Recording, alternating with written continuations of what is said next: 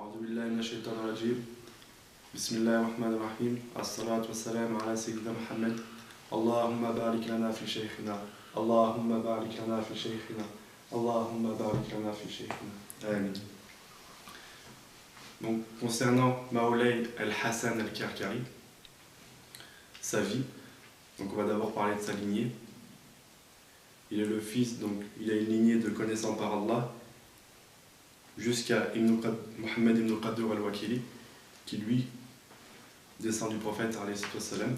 Donc le père de Maolay al-Hassan était Maolay al-Tahir al-Karkari, qu'Allah l'agrée, qui lui-même était le fils du connaissant par Allah, Maolay Mohammed al-Fardi, lui-même fils du connaissant par Allah, Sidi al-Tayyib, qu'Allah l'agrée, lui-même fils du connaissant par Allah, Maolay ibn Qadir al-Wakili, qui, comme je l'ai dit, a une lignée qui commence jusqu'au prophète sallallahu alayhi wa sallam. La chaîne initiatique de succession de Maolay al-Hassan, c'est simple, il fut donc l'élève de son père, Maolay al-Tahir, qui lui a reçu, comme c'est connu de Sidi Cheikh Ahmed al-Alawi, qu'Allah l'agrée, qui lui avait reçu de Mohammed ibn al-Habib al-Bouzidi, qui avait reçu, encore une fois, Mohammed ibn Qadir al-Wakili, qui a un sanad qui remonte jusqu'à Ali, radiyallahu anhu, qui était un sahabi, donc qui prenait du prophète sallallahu alayhi wa sallam, qui lui avait reçu de Sayyidina Jibril, alayhi salam, qui avait reçu d'Allah subhanahu wa ta'ala. Donc, tout ça pour en venir au fait que Maolay al-Hassan était un shérif, donc un descendant du prophète sallallahu alayhi wa sallam par le sang, et qui avait un lien spirituel jusqu'au prophète sallallahu alayhi wa sallam par des gens qui étaient tous, pour la plupart, des connaissants par Allah. Donc, il est né en 1358 de l'Hégire, ce qui correspond à l'année 1936 de l'ère chrétienne. Il a grandi dans une famille pieuse, la famille de Maolay al-Tahir. Il a donc eu une éducation religieuse. Il a grandi avec les principes de l'islam. Il a participé aux assises de Digle au cours de son père sur les noms attributs. Donc toute son enfance, son adolescence était comme ça. Mais malgré ça, il n'avait pas d'intérêt particulier pour la voie spirituelle, pour le cheminement, pour la marifa d'Allah. Le déclic, ce qui lui a fait avoir cette envie-là, ce désir ardent pour son Seigneur, pour connaître Allah, ça a été la khulwa de son frère, Sidi Ahmed, rahimahullah. Sidi Ahmed avait fait donc la khulwa sous la tutelle, sous le commandement de son cheikh et père, Maolay al-Tahir.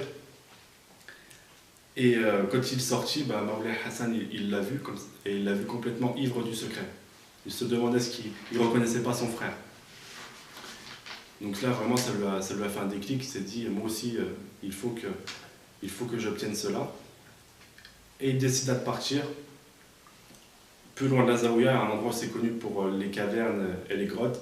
Il se mit dans un endroit reculé pendant presque un mois et il faisait l'ism. Allah, Allah, Allah. Il faisait que ça pendant un mois. Jusqu'à ce qu'à un moment, Allah il éleva les voiles pour lui et il vit de ses propres yeux, partout où se posait son regard, il voyait le ism Allah écrit en lettres de lumière. Donc quand il est arrivé à ce stade-là, il est rentré chez son père et cheikh, Sidi al-Tahir. Donc il lui informa de son état. Et donc le cheikh le fait rentrer en khulwa. Et donc c'est dans cette khulwa bénite que Maolay al-Hassan accéda à la marifa, à la connaissance d'Allah, qui lut les secrets d'Allah et les merveilles du malakout. Donc tout a commencé comme ça.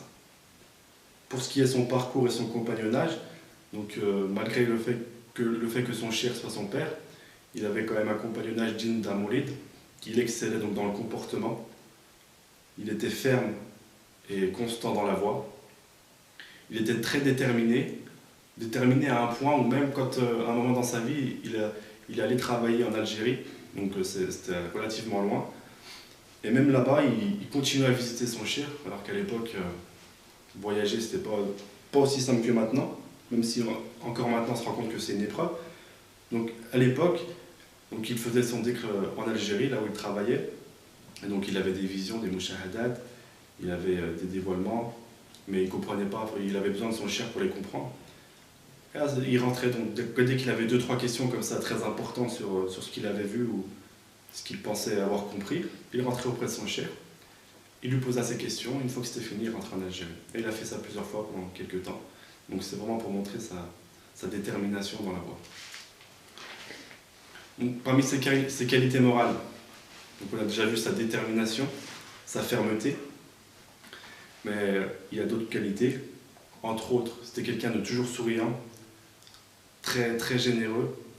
Il donnait volontiers, c'est-à-dire, par exemple, quand il allait au marché, on raconte que bon, il partait avec de l'argent, bien évidemment, et il rentrait les poches vides, il donnait tout en aumône.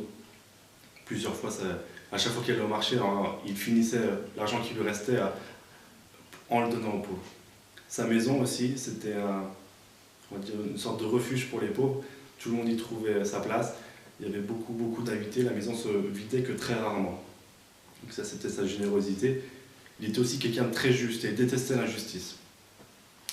Donc quand quelqu'un était victime d'une injustice, il se tournait vers lui et il l'aidait. Et quand il avait affaire à un injuste, il était ferme et dur avec lui. Il le remettait en place.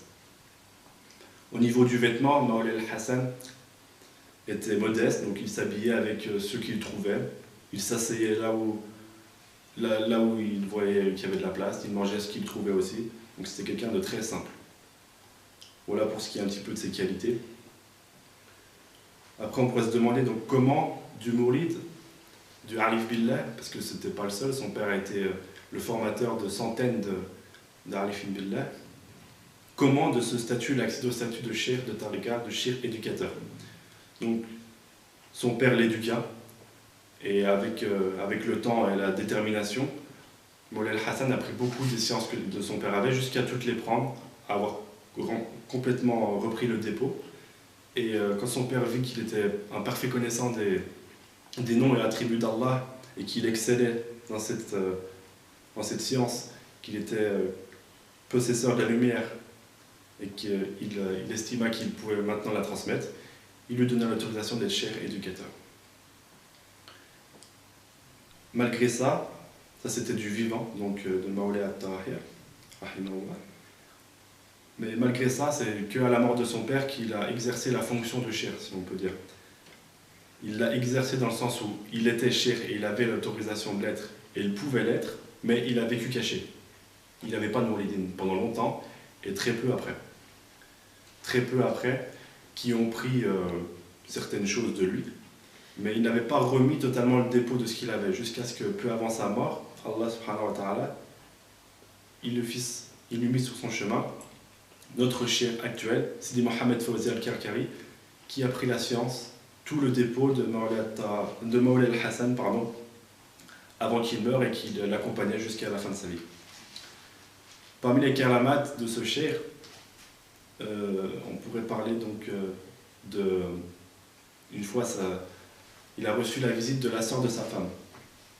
La sœur de sa femme est donc venue chez eux pendant 3 mois à peu près.